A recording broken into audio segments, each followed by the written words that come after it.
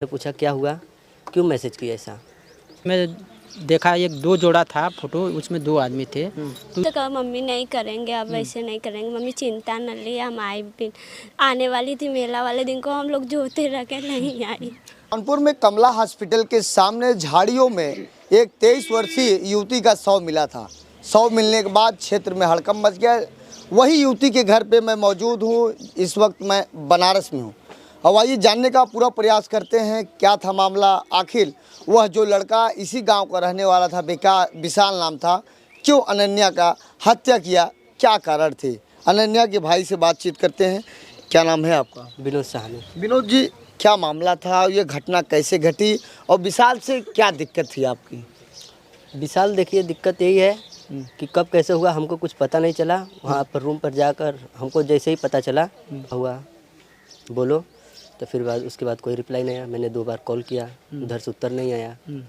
तो फिर हमको जाना था फ्रेवल पार्टी में सीनियर के, फिर हम वहाँ पर चले गए। रास्ते में फ़ोन लगाते गए लेकिन नहीं रिप्लाई आया। फिर वहाँ पर पहुँचे तो लगभग 9 बजे फ़ोन आया उधर से। तो हमने पूछा क्या हुआ, क्यों मैसेज किया ऐसा। बोले कुछ नहीं, मेरी सहेली कर दी मैसेज। तो उसके कुछ देरी बाद हिंदी मैसेज आया, हमको लगता है उनका नहीं था। वो 26 तारीख को आने के लिए बोल रही थी, जो कि 25 तारीख को तत्काल में मैसेज आया, विनोद मैं घर पर आ रही हूँ, मेरा तबीयत ठीक नहीं हो भैया, मैं शाम तक घर आ जाऊँगी। अच्छा, वहाँ पर आपकी बहन क्या काम करती थी? आपकी बहन की 3 वर्ष पहले शादी भी हो गई थी, शादी भी वहाँ से टूट गई, क्या कारण था और कब से जौनपुर में रहती थी? देखिए, उनका शादी हुआ, जो लड़का था ठीक नहीं था, थोड़ा ड्रिंक ड्रग्स व्रग्स लेता था, इसीलिए मम्मी पापा को पता चला तो उसका वो डिवोर्स करवा दिए तुरंत ही। 10-15 दिन के अंदर डिवोर्स करा दिए। फिर उसके बाद दीदी बुआ के घर चली गई कि कोई दिक्कत ना हो, बुआ के घर रहेंगे, आराम से रहेंगे। तो वहाँ पर रहने कम से कम 1-2 महीना रही। तो वहाँ पर बाज़ार जाती थी तो देखती थी मॉल में कि लड़कियाँ सब जॉब कर रही हैं। तो बुआ से बोली कि बुआ मेरा भी लगा दो, मैं इसी जगह से करूँगी। तो बुआ 1 साल तक करती रही। फिर उसके बाद बोली बुआ कितना दिन रहूँगी, रूम ले लेती हूँ। उनके साथ एक उनकी सहेली भी थी। रूम लेने के बाद उस सहेली के साथ कम से कम 5-6 महीना रही होंगी। फिर उसके बाद अकेले हो गई, कहीं चल गई वो। तो आप कहाँ ढूंढे? पहले वहाँ रूम पे गए थे? पहले हम 26 तारीख को आए घर। हाँ। घर आते थे हमको शाम हो गया, लगभग कितने बजे आए होंगे, 12 बजे लगभग आए होंगे। जाते वहाँ पर शाम हो गया। फिर हम वहाँ गए तो वहाँ पर पूछताछ किए, ताला बंद था। हम मकान मालकिन को ले गए, ताला तोड़ दिए। सब देखे कि उनका कपड़ा, जूता, चप्पल सब वही था। उनका पूरा कपड़ा एक साइड था, जैसे बिखरा हुआ था, पूरा कपड़ा एक साइड था और 2-3 कपड़ा ऊपर टांगा हुआ था। तो हम लोग कुछ समझ नहीं पाए कि क्या हुआ। तो हम जैसे अच्छा, जब आप कोतवाली गए, जौनपुर कोतवाली में गुमशुदगी दर्ज कराने वहाँ पर, तो वहाँ गए तो वहाँ के मिथिलेश मिश्रा जी हैं कोतवाल, तो उनसे क्या बातचीत हुई? उनसे बात नहीं हुई थी 26 तारीख को। शाम हो गया था, लगभग ज़्यादा समय हो गया तो टाइमिंग नहीं पता। वहाँ कुछ बैठे थे अंदर, तो हम बोले कि हमारी बहन गुमशुदा हो गई है। अपनी बेटी के रूम पे गए थे 26 तारीख को, तो वहाँ गए तो वहाँ ताला तोड़ने के बाद अंदर घर में घुसे, कैसा था वहाँ का माहौल? और वहाँ का माहौल ये था कि कुछ कपड़े जो है एक साइड में गोलियाया था और कुलेरतर बनतर उधर छितिर था और थोड़ा बीच में साफ था। बस यही था वहाँ पे। तो और कैसे कुछ नहीं था, जूता चप्पल सब उसके द्वार पे था। तो कैसे आपको जानकारी हुई कि विशाल गया था? कौन लड़की बताई, कैसे आपको जानकारी हुई? वो बगल की लड़की थी, उसने बताया कि उसको जो है फोटो दिखाया गया 2-4 ठे। तो उसमें देखा एक 2 जोड़ा था फोटो, उसमें 2 आदमी थे। तो उसमें हाथ दिखाया कि वो ये लड़का था, ये वाला। वो उसको पहचान गया। 2 दिन फोटो दिखाया उसको, नहीं उसी को बताया। तो वो लड़की क्या बताई आपको? ये लड़का आता था, क्या कह के कहता था, क्या है अनन्या क्या है? हाँ, तो वो जो था वो बताई कि वो लड़का से पूछे कि आप कहाँ जा रहे हो। लड़की बोली कि क्या अनन्या रूम खाली कर रही है क्या। तो लड़का बोला कि मैं उनका सामान, उनका भाई बोल रहा हूँ, मैं उनका सामान लेकर जा रहा हूँ, वो आएंगी तो भेज देना, कहे कि घर जाना है। तो क्या वो सूटकेस में बाडी भरा था, क्या लेके जा रहा था? तो वो तो नहीं देख पाई कि अंदर क्या है, लेकिन हाँ कपार पे पूरा हाँ भारी वजन था और पीठ पे वो उनका बैग लादा था। और सीढ़ियों से उतर रहा था, नीचे दादी नहा रही थी, मकान मालकिन। तो उसने पूछा कहाँ जा रहे हो बेटा? तो कह रहे अनन्या का सामान लेकर जा रहे हैं, अनन्या जा रही है घर। वहाँ से आंटी जी सीढ़ियाँ नहीं चढ़ पाती हैं, बूढ़ी हो गई हैं, तो कही ठीक है, वो चला गया वहाँ से लेकर। अच्छा, विशाल के ऊपर कैसी कार्रवाई कराना चाहते हैं, क्योंकि आपकी बहन का हत्यारा है वो? हम यही कार्रवाई करवाना चाहते हैं, उसको फांसी ही हो, उससे बढ़कर सजा हो तो वो भी हो उसके लिए। अच्छा। कैसे कि हमारी बहन हमारे लिए क्या नहीं, हमारी बहन को बात करती थी कि बहन तुम्हारे लिए कपड़ा लाऊंगी, ये करूंगी, वो करूंगी, कोई टेंशन ना करना, कोई दिक्कत होगा तो हमें फ़ोन करना, ये बोल रही थी। ये बताइए, आप ये बताइए, जब आप विशाल के घर पे गए थे, उससे जब बातचीत किए तो विशाल क्या बोला? विशाल से बात नहीं हुई थी हमसे, वो उनके घर वालों से बात हुई थी। उनके घर वाले से हमने बात किया कि जब गया तो उनसे पूछा कि विशाल कहाँ है। वो उसकी आज ही लगती थी, वो बोल रहे कि विशाल तो बाहर चला गया, आज वो उसका जो है वो पहुंच गया होगा। फिर उसके बाद हमने बताया कि इसके ऐसा लग रहा है कि वो लेके भाग गया। आपकी बेटी को विशाल लेके भाग गया?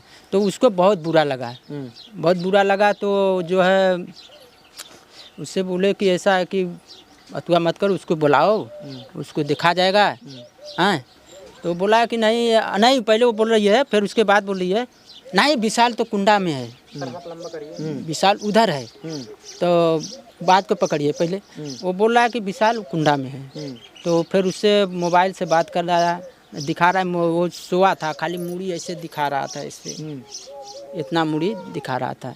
तो हमने देखा, तो उससे पूछा कि पहले कब उसको कि मोबाइल, उसके वो आज ही बोली कि मोबाइल लगा विशाल को फ़ोन, विशाल को फ़ोन लगा। तो विशाल पर फ़ोन लगाया, उसके लगाया तो उससे बात हुआ, दिखाया, वो सोआ था, एक आदमी जो है मोबाइल लेके दिखा रहा था, देखो यहाँ पे है। तो हम कहा कि अच्छा ठीक है। फिर उसके बाद वो लथुआ का वहाँ नहीं है, वो बार बार नटते गई। फिर वहाँ से हम चले आए सुबह। अच्छा, आप ये बताइए, क्या विशाल से आपकी बेटी का कुछ ऐसी कोई बात थी जिसको आप बता रहे थे कि बीच में समझौता हुआ था? हाँ, पहले था, 2 साल पहले कुछ था बात, उससे जो है कि सब क्लियर हो गया था। उसको बोले तो उसको भी समझा दिया, उसको समझा दिया, उसमें कोई अथवा नहीं था। लेकिन विशाल ने कबूल किया था कि मैं इनके यहाँ आता जाता था। ये हमको नहीं मालूम, ये लड़की नहीं, हमको हमसे फ़ोन करती थी कि ऐसा काम हम कभी भी नहीं करेंगे, उससे हमसे नहीं, मतलब वो कबूला होगा, उससे हमसे नहीं, हमको जानकारी नहीं इसकी। विशाल के ऊपर कैसी कार्रवाई हो जानी चाहिए? उसको फांसी हो या क्वार्टर हो जाना चाहिए उसको। जौनपुर की पुलिस से आपका यही कहना है? बस, वहाँ की प्रशासन बहुत अच्छी है, हमारा बहुत मदद किया, हम प्रशासन के अथवा नहीं करते। अच्छा, क्या आपको अंदाजा था जिस बेटी को आपने पाला पोसा और आपके सामने एक सूटकेस में पैक होकर उसकी बॉडी सड़ जाना, कीड़ा पड़ जाना, कभी? हम ये ज़िंदगी में नहीं सोचे थे, मगर उसके फांसी होना चाहिए उसको। अच्छा, मारा क्यों, आपको ये भी जानकारी नहीं? ये भी नहीं जानकारी हमको है। क्या नाम है आपका? रूबी सहन। रूबी, ये बताइए, आपकी तो बड़ी बहन थी, आपसे खूब बातचीत करती थी, कभी कोई बात बताई थी कि विशाल से बातचीत या कभी कुछ? कभी नहीं बताती थी। मम्मी पूछती थी कि बच्चे आप ऐसा काम ना करिए, ऐसे पूछती तो कहा मम्मी नहीं करेंगे, अब ऐसे नहीं करेंगे, मम्मी चिंता न लिए, हम आए भी आने वाली थी, मेला वाले दिन को हम लोग जोते रखे, नहीं आई। विशाल, आपकी बड़ी बहन से उसका लगाव भी था, लगाव के बाद वो हत्या कर देना, कभी सोचे थे आप? नहीं, कभी नहीं कुछ। तो कभी आया था विशाल यहाँ घर पर? नहीं आया था कभी। तो आपको बाद में जब वो पहले जब विवाद हुआ था समझौता हो गया था? हाँ।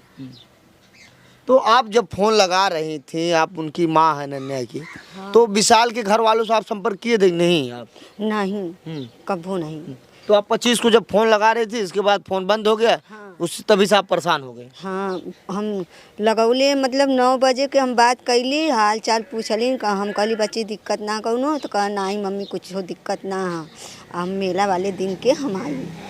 अब फिर 10 बजे लगौली, माथ धो लेली, हम काम करीला, हम बहुत गरीब है, ऐसे उन अथवा मॉल में काम करत ली। हम वहाँ से पूछली कि बच्ची दिक्कत हो, कौन परेशानी, तो हमें बताए, कह मम्मी नहीं, कह तू हमार चिंता मत करे, हम कुछ न करब। हमें कना से हम मेला वाले दिन की आई, और देखा मेला वाले दिन के ना आई नहीं, उनके है कि मतलब कि उनके क्वार्टर करे के है। अच्छा, ये विशाल क्यों आपकी बेटी के पीछे पड़ा था? अब दुश्मनी साथ के पीछे पड़लन कि कैसे वो पड़ल, अब हम ही ना बता सकी। मतलब कि थोड़ा समझा गल रहा कह मम्मी हम ऐसा काम न करब। एक हल्ला बोला तनी 2 साल पहले। तो 2 साल पहले आपकी बेटी विशाल से बातचीत करती थी? बात करत ली, फिर समझौता होगा कह मम्मी हम ही कब्बो अब बात हम ऐसा न करब। अब वही टेंशन लेके और मार दिलस कि का कैलस ये हमके नहीं कि पता। तुम मेरी नहीं तो किसी की नहीं। अब पता नहीं।